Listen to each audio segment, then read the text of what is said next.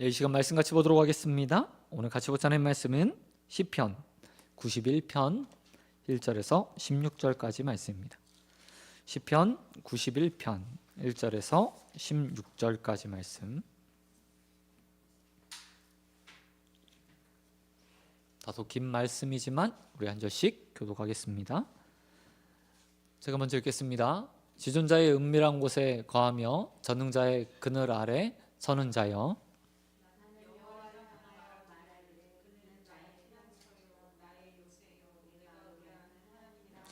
이는 그가 너를 새 사냥꾼의 올무에서와 심한 전염병에서 건지실 것이미로다. 그가 너를 그의 깃으로 덮으시리니 내가 그의 날개 아래에 피하리로다. 그의 진실함은 방패와 손방패가 되시나니 너는 밤에 찾아오는 공포와 낮에 날아드는 화살과 어두울 때 퍼지는 전염병과 밝을 때 닥쳐오는 재앙을 두려워하지 아니하리로다. 1000명이 내 왼쪽에서 10,000명이 내 오른쪽에서 엎드려지나 이 재앙이 내게 가까이 하지 못하리로다. 오직 너는 똑똑히 보리니 악인들의 보응을 내가 보리로다. 내가 말하기를 여호와는 나의 피난처시라 하고 진존자를 너의 거처로 삼았으므로 화가 내게 미치지 못하며 재앙이 내 장막에 가까이 오지 못하리니 그가 너를 위하여 그의 천사를 명령하사 내 모든 길에서 너를 지키게 하심이라. 그들이 그들의 손으로 너를 붙들어 발이 돌에 부딪히지 아니하게 하리로다. 내가 사자와 독사를 밟으며 젊은 사자와 뱀을 발로 누르리로다. 하나님이 이르시되 그가 나를 사랑한즉 내가 그를 건지리라. 그가 내 이름을 안즉 내가 그를 높이리라. 그가 내게 간구하리니 내가 그에게 응답하리라. 그들이 환난 당할 때 내가 그와 함께하여 그를 건지고 영화롭게 하리라. 내가 그를 장수하게 함으로 그를 만족하게 하며 나의 구원을 그에게 보이리라 하시도다. 아멘. 아멘. 예, 오늘 말씀 가지고 나의 구원을 그에게 보이리라. 나의 구원을 그에게 보이리라. 난 제목으로 말씀 같이 나눠가겠습니다. 오늘 시편 91편은 말씀을 통해서 우리 하나님께서 주시는 은혜들을 좀 나누고자 합니다. 많은 학자들이 이 시편 91편은 앞에 있는 시편 90편에 대한 응답의 메시지를 담고 있다고 이야기합니다. 시편 90편은 시편의 제4권으로 되어 있고 그 첫 시작에 보면 하나님의 사람 모세의 기도라고 제목이 붙어 있습니다. 이 내용들을 끝부분에 가보면 모세가 하나님을 향해서 나를 도와주십시오, 우리의 자손들을 도와주십시오 라는 도움의 간구로 끝나게 됩니다. 그리고 나서 91편이 이 시편에 대한 응답으로 주어졌다고 사람들은 이야기하고 있습니다. 이 시편 91편은 총 3부분으로 보통 나누어서 봅니다. 1절과 2절, 그리고 13절부터 13절까지, 그리고 마지막 14절에서 16절까지 나눌 수 있습니다. 그 첫 부분이 1절과 2절은 여호와 하나님을 거처로 삼은 자의 안전함, 그러니까 하나님을 나의 거처라고 말하는 자들이 어떻게 안전할 수 있는가에 대해서 이야기하고 있고요. 3절부터 13절은 여호와 하나님을 거처로 삼은 자가 스스로 선언하는 겁니다. 나는 이렇기 때문에 안전해 라고 이야기하는 거고요. 그리고 마지막 14절부터 16절까지는 그렇게 하나님을 경외하고 의지하는 자들에 대한 하나님의 말씀, 하나님의 확신을 주는 말씀이 이렇게 기록되어 있습니다. 이런 구조에서 우리가 눈여겨볼 것이 있습니다. 그것은 바로 하나님과 시인의 관계입니다. 시인이 하나님을 이야기하면서 하나님을 바라보면서 뭐라고 이야기하는지 우리는 좀 깊이 살펴야 됩니다. 왜냐하면 이 관계가 곧 하나님의 응답으로 나타나고 있기 때문입니다. 1절에 보면 시인이 이렇게 말하고 있습니다. 지존자의 은밀한 곳에 거주하며 전능자의 그늘 아래 사는 자여 라고 말하면서 부르고 있어요. 어떤 자를 부르고 있죠? 바로 전능자, 지존자라고 말하는 하나님과 은밀한 곳에서 거주하고 있는 자. 이 말로 이야기하면 여기서 은밀한 곳은 성전이나 성막을 가르치고요. 거주하다라는 말은 지속적으로 함께 지내고 관계를 맺고 있다라는 의미가 담겨 있어요. 다른 말로 이야기하면 하나님의 성막을 자꾸 찾는 겁니다. 하나님의 성전을 찾는 겁니다. 하나님을 만날 수 있는 장소를 찾아서 그곳에 가서 은밀하게 하나님과 단독적인 교제를 하고 있는 모습으로 표현되고 있어요. 더욱이 여기 보면 뭐라고 표현합니까? 은밀한 곳에서 거주한다. 거주한다라고 표현해요. 거주한다는 말이 뭐죠? 그곳에서 살고 있다. 하나님과 특정한 장소를 만들어 놓고 그곳에서 함께 하나님과 살고 있다라고 표현하고 있다는 거예요. 여러분, 이게요 오늘 시에서 가장 핵심적인 부분이라고 말할 수 있어요. 누가 응답받을까? 누가 하나님 앞에 사랑받을 수 있을까? 1절 중반절에서 하반절에서 말하는 것처럼 전능자의 그늘 안에서 살면서 보호받을 수 있을까? 그것은 다른 것이 아니라 하나님을 사모하고 사랑하고 하나님과 은밀하게 교제하기를 원하고 또 하나님과 늘 함께하는 것처럼 친밀한 관계를 맺는 사람들이 하나님으로부터 사랑을 받고 보호하심을 받을 수 있다고 시인이 말하고 있다는 겁니다. 여러분, 우리는 하나님을 아버지라고 부르잖아요. 근데 이 말처럼 정말 가족처럼 친밀하게 하나님과 동거하고 있는지 우리는 한번 우리의 삶을 살펴보아야 합니다. 우리가 정말 시인이 말하는 것처럼 은밀한 곳에서 하나님과 같이 만나고 교제하는 일들을 많이 하고 있나요? 아니, 여러분 집안 가운데서 아니면 일정한 시간들을 띄어서 하나님과 이야기하고 교제하고 있나요? 저도 우리 아이들과 살고 우리 가정에서 함께 아내와 두 자녀와 살고 있습니다. 근데 만나는 시간들은 뭐 한정돼 있어요. 그죠? 하지만 같이 거주하고 동거한다고 이야기해요. 짧은 시간이지만 같이 일상의 삶들을 살다가 저녁이 되면 함께 모여서 식사를 하고 이야기들 나누고 아이들은 이제 또 각자의 방으로 돌아가서 잠을 잡니다. 그러고 나면 아내와 함께 또 이야기들 나누고 또 잠자리에 들어요. 이게 바로 거주죠. 그런데 시인이 자신의 삶을 그렇게 표현하고 있다는 거예요. 하나님과 관계 맺고 있습니다. 하나님과 이야기하고 있습니다. 마치 가족처럼 한 곳에 모여서 하나님과 교제하고 일상들을 나누고 이야기하고 또 살고 있다고 이야기해요. 하지만 정작 하나님과 우리의 관계를 딱 보면 우리는 하나님을 알라딘 요술램프에 갇혀있는 분으로 생각을 합니다. 거주하는 게 아니라요, 하나님은 램프 안에 들어가 계시다가 내가 필요할 때 싹싹싹 문질러서 아니면 내가 필요할 때 기도하면 짜잔 하고 나타나서 나의 삶을 도와주십시오 라고 생각하고 있다는 거죠. 그러나 이런 삶은 온전한 하나님의 보호하심, 그리고 피난처 되심, 요새 되심을 누릴 수 없는 거예요. 왜냐하면 하나님께서 어떤 자를 사랑하시는지에 대해서 후에 다 보여주기 때문이죠. 여러분, 저와 여러분이 오늘 시인처럼 하나님과 관계를 맺을 수 있었으면 좋겠어요.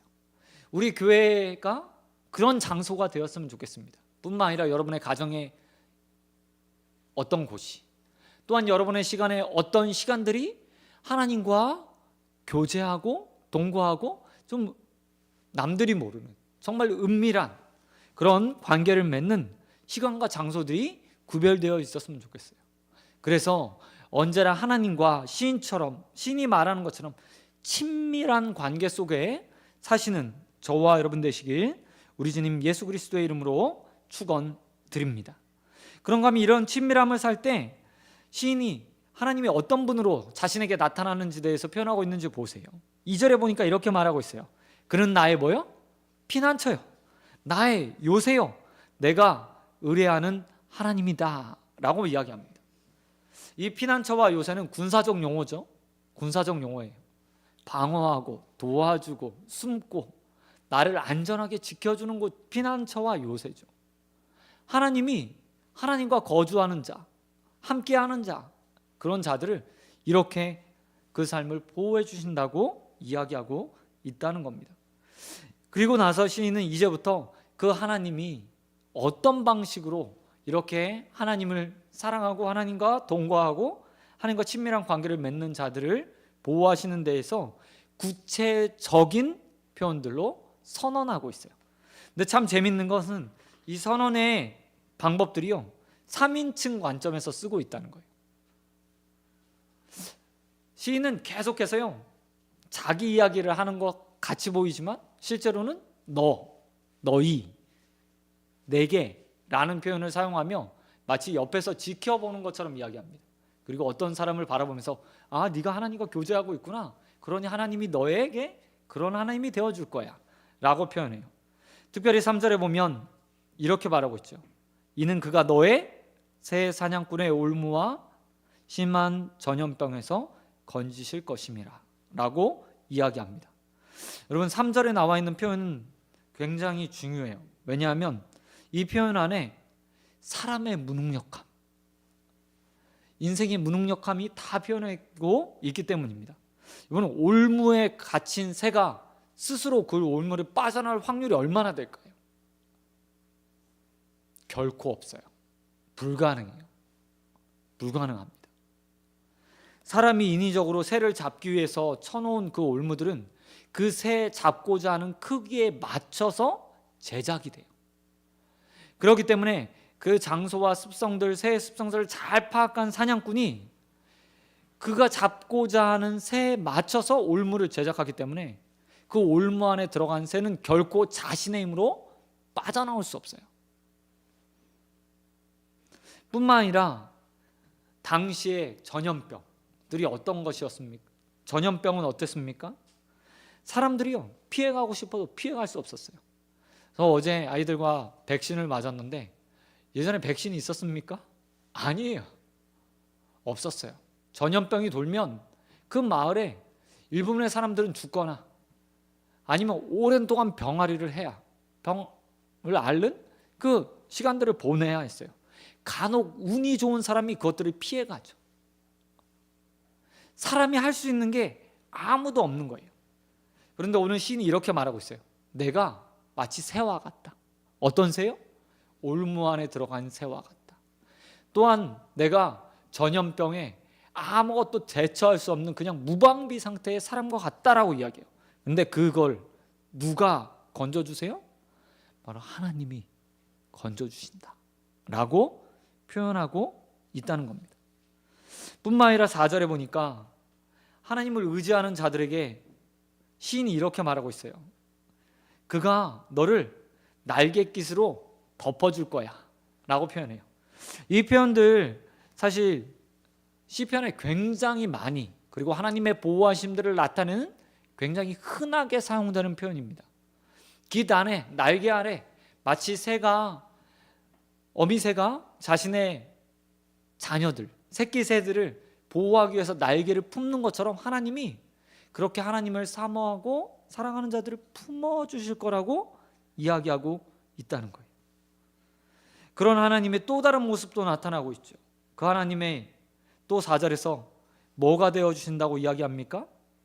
전장터에서 방패와 손방패가 되어준대요. 방패, 여기서 말하는 방패는 전신을 가리는, 로마의 군인들이 사용했던 그런 화살이나 창의 공격을 맞을 수 있는 전신을 막는 방패를 의미해요. 손방패는 백병전을 할 때, 칼을 들고 싸움을 할 때 손쉽게 그 칼을 막기 위해서 사용하던, 백병전을 하던 보병들이 사용하던 방패를 이야기해요. 이야기는 뭐냐면 전장터에서 하나님이 너의 안전을 보호해주는 방패와 같이 너의 삶을 보호해줄 거다라고 이야기하고 있죠. 그런가 하면 5절과 6절에는 또 다른 위기 가운데서 건져주시는 하나님의 모습이 나타나요. 5절과 6절에 보면 상반되는 두 개의 표현들이 나옵니다. 뭐가 있죠? 밤과 낮, 그다음에 어두울 때, 밝을 때라는 표현이 나와요. 그런데 그때마다 다가오는 위기들은, 위협들은 다 다르게 표현하고 있어요. 낮에는 뭐가 찾아와요? 공포. 아니, 밤에는 공포, 낮에는 화살, 어두울 때는 전염병, 밝을 때는 재앙. 이게 뭘 이야기하냐면, 야, 너의 삶에 안전한 시간은 하나도 사실 없어. 언제든지 어떤 때든지 낮이든 밤이든 밝을 때든 어디든 상관없이 위협과 위험이 너에게 찾아올 수 있어 라고 시인이 말하는 거예요. 하지만 시인은 한 가지 더 말하고 있죠. 이 모든 것을 두려워할 필요가 없다. 왜요? 네가 그렇게 사모하고 교제하고 있는 여호와 하나님이 계시기 때문에 라고 선언하고 있다는 겁니다. 또한 7절에서는 그 재앙의 크기를 말하고 있습니다. 재앙의 크기. 천천과 만만의 사람들, 수많은 사람들이 어떻게 돼요? 전염병에 쓰러져요. 엎드러진대요. 죽음을 당하게 된대요. 또 다른 공포나 날아오는 화살로 인해서 수많은 위기 가운데 다 죽을 거래요. 근데 시인 하나만 떨렁 보호받고 살아남는다고 이야기해요.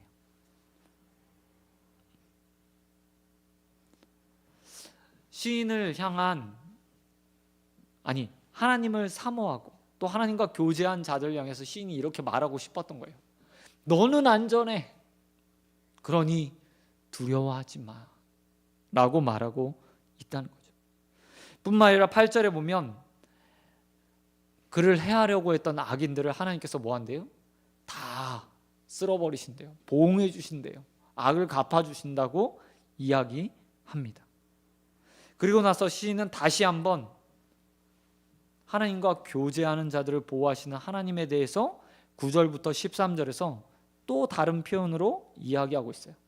9절에 보니까 내가 말하기를 네가 말했다.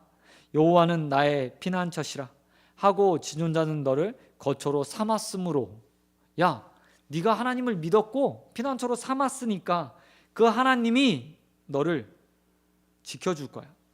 화가 내게 미치지 못할 것이고 재앙이 내 집에 이르지 않을 것이고, 뿐만 아니라 11절에 나오는 표현이 있는데 요즘 말하면 수호천사, 수호천사가 널 지켜줄 거야 라고 이야기해요.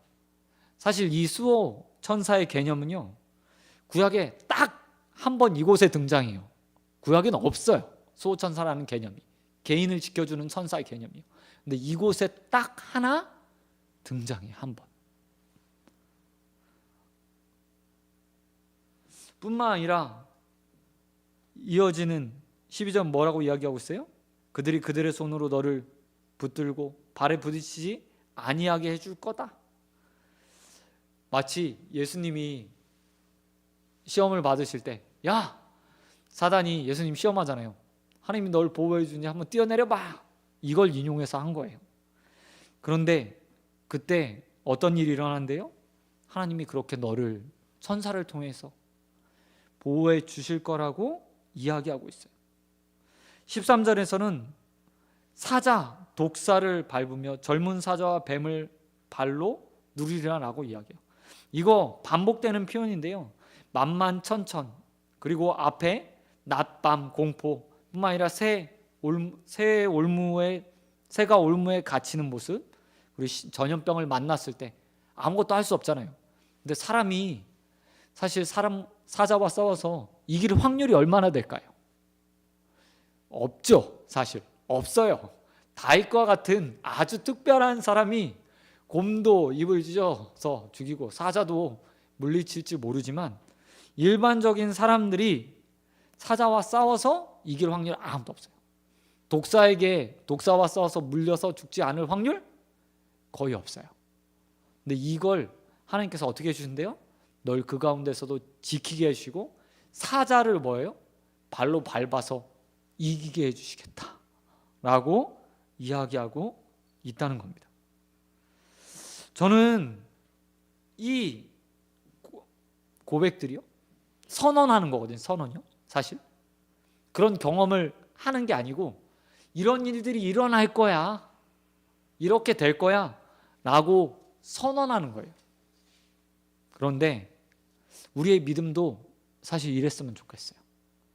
우리가 하나님을 믿고 있잖아요.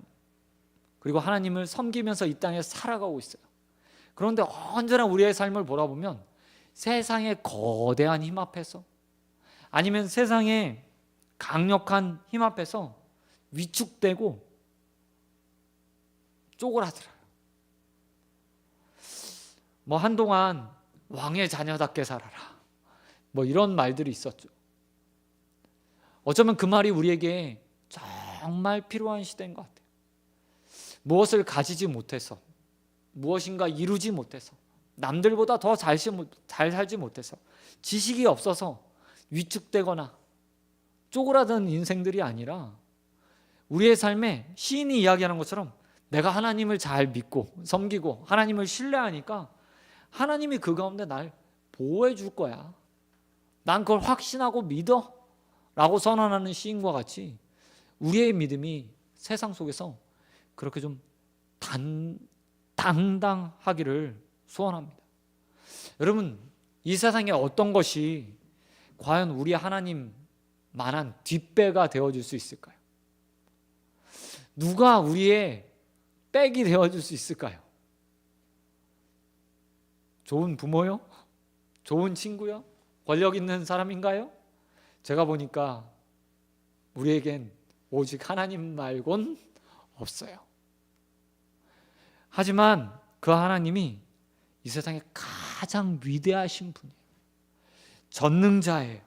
지존자예요. 유일하신 분이에요. 그리고 그 하나님은 우리를 밤낮 지켜보시는 분이에요. 밤에 찾아오는 공포나 낮에 드는 화살에도, 어둠의 가운데 퍼지는 전염병에서도, 밝을 때 닥쳐오는 수많은 재앙 가운데서도, 천천만만의 사람들이 쓰러져 죽는 그 가운데서도 우리를 지키실 수 있는 분이 바로 우리 하나님이에요. 여러분, 그와 같은 믿음으로 신앙의 고백들을 가지고 하나님 앞에서, 하나님이 나의 도움이십니다, 하나님이 나의 피난처십니다, 하나님이 나의 요새입니다 라고 고백할 수 있는 저와 여러분 되시길 우리 주님 예수 그리스도의 이름으로 축원드립니다. 여러분, 그리고 오늘 이 저녁 그 하나님 앞에 간구하세요. 이 모든 것들을 행해 주신 하나님께서 하물며 자신을 믿고 간구하는 자녀들에게 좋은 것 주시지 않겠습니까? 그 믿음으로 우리의 필요를 아뢰는 저녁이 되길 우리 주님 예수 그리스도의 이름으로 축원드립니다. 그런가 하면 이제 마지막으로 이렇게 믿음을 고백하는 시인을 향해서 하나님께서 어떻게 응답하시는지 보시기 바랍니다. 14절 말씀 어떻게 시작하죠? 이렇게 시작합니다. 하나님이 이르시되, 하나님이 말씀하셨다. 그가 나를 뭐하였은즉? 사랑하였은즉 내가 그를 건지리라. 그가 내 이름을 안즉 내가 그를 높이리라. 그가 내게 간구하리니 내가 그에게 응답하리라. 그들이 환난 당할 때에 내가 그와 함께하여 그를 건지고 또한 높여주리라. 영화롭게 하리라. 내가 그를, 사람들이 제일 좋아하는 장수하게 하리라. 그를 만족시켜 줄 것이다. 나는 나의 구원을 그에게 보여줄 것이다 라고 말하고 있어요. 가장 중요한 것은 이렇게 해줄게 라기보다 그 앞에 있는 거예요. 어떤 사람이 건짐을 받아요? 어떤 사람이 높아져요? 어떤 사람이 응답을 받을 수 있습니까? 하나님을 사랑하는 자, 하나님을 아는 자, 그리고 간구하는 자. 이러기 위해서 해야 되는 게 뭐냐면 바로 1절 그리고 4, 9절의 말씀이에요. 앞에 말했듯이 가장 중요한 게 뭐라고요? 은밀한 곳에서 주님과 함께 거주하는 거예요. 주님과 동거하는 거예요. 주님을 자주 만나는 거예요. 여러분, 사랑하는 사람 연애 해보신 분들은 아시죠? 사랑하면 자주 만나게 되잖아요. 만나고 싶잖아요. 하나님도 마찬가지. 하나님도 우리에게 사랑을 원하세요. 하나님이 우리를 사랑하는 것만큼 우리도 하나님께서 우리의 사랑을 받기 원하세요. 그래서 하나님이 이렇게 말씀하시는 거예요. 나를 사랑한즉, 그가 나를 사랑한즉 내가 그를 건져줄 거야. 또한 그가 내 이름을 안즉이라는 말은 그가 나에 대해서 속속들이 알아. 나를 잘 이해해. 내가 어떤 하나님인지 그는 경험적으로, 우리 야다, 히브리어에서 야다라는 말 알죠? 경험적으로 알아가는 것. 그가 나와 교제를 많이 해서 나를 아니까 나도 그를 건져줄 거야 라고 이야기하고 있다는 거예요. 여러분, 더욱더 우리의 삶에 하나님이 건져주는 것, 높여주는 것, 간구하는 것마다 응답해 주시는 하나님, 영화롭게 하는 하나님, 나를 강건케 하시고 건강케 하신 하나님,